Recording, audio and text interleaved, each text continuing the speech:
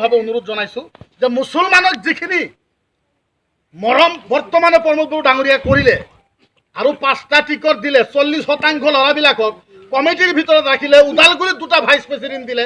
সেই খাতিৰত আমি প্ৰমোদ বড়োক ভোট দিব লাগে এইটো নহয় যে আমি প্ৰমোদ বড়োৰ পৰা টকা লৈছো দালাল কিবা কিবি অমুক তমুক হাবি যাবি আমি 5টা বছৰ দেখিব লাগে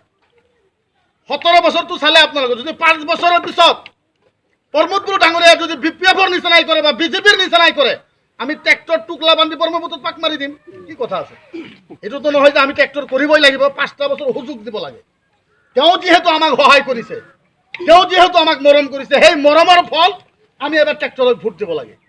আৰু যিখিনি মানুহে কয় যে প্ৰমোদ বড়ো ডাঙৰীয়া সম্প্ৰদায় ঠিক আছে মানিলে 1 মিনিটৰ কাৰণে সম্প্ৰদায় আচ্ছা বিপিএফটো কিমান ভাল হ'ল আপোনালোকে জানে যে বিজেপি অসমৰ ভিতৰত মুছলমানৰ শত্ৰু যদি কোনোবা আছে সেইটো হ'ল বিজেপি কাৰণ বিজেপিৰ এনেকুৱা লিডাৰ আছে এনেকুৱা এমএলএ আছে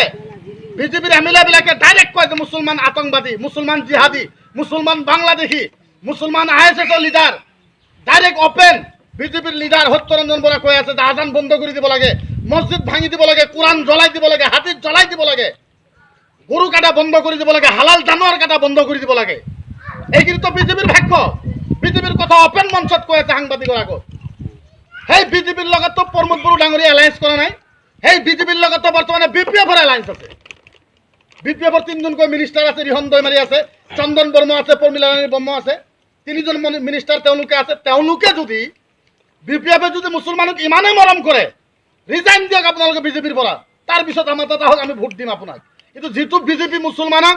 ৰাতি পুৱা আৰম্ভ হোৱাৰ লগে লগে মিডিয়াৰ সন্মুখত সাংবাদিকৰ সন্মুখত যেটো বিজেপি মুছলমানক আৰম্ভ কৰি ইমান গালি পাৰে ধৰ্মৰ কথা লৈ গালি পাৰে হাদিছ কোৰআন লৈ গালি পাৰে সেইটো বিজেপিৰ লগত বিপিএফ এলায়েন্স কৰি আছে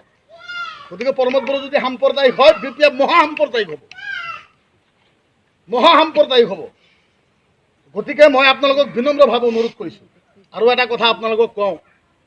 এই মদৈবাৰী সমষ্টিত যিখিনি বুঢ়ো মানুহ আছে যেহেতু আমি অল বিটিসি ঘূৰিছোঁ আৰু মিটিং কৰি আছোঁ যিখিনি বুঢ়ো মানুহৰ তাত আমি গৈছোঁ বুঢ়ো মানুহৰ তাত 95% ভোট এবাৰ ট্ৰেক্টৰে পাব এইটো মনত ৰাখিব 95% ভোট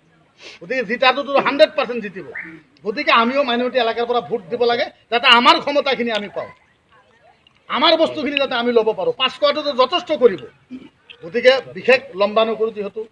মানুহে কম আৰু আমাৰ জনতা আছে ভাষণ দিব গতিকে আপোনালোকক মই সদৌ অসম মুছলিম পাৰ্চনেল ল বোৰ্ডৰ তৰফৰ পৰা আৰু আমাৰ আলিম সমাজটোৰ পৰা আপোনালোকক বিনম্ৰভাৱে অনুৰোধ জনালোঁ যে এইবাৰৰ কাৰণে আমি প্ৰমোদ বড়োক সমৰ্থন কৰিব লাগে ট্ৰেক্টৰৰ ছবিত ভোট দিব লাগে আমাৰ এন্থনী যাতে জিতে এই বক্তব্য কৰি মোৰ বক্তব্য শেষ কৰিলোঁ ধন্যবাদ আসসালামু আলাইকুম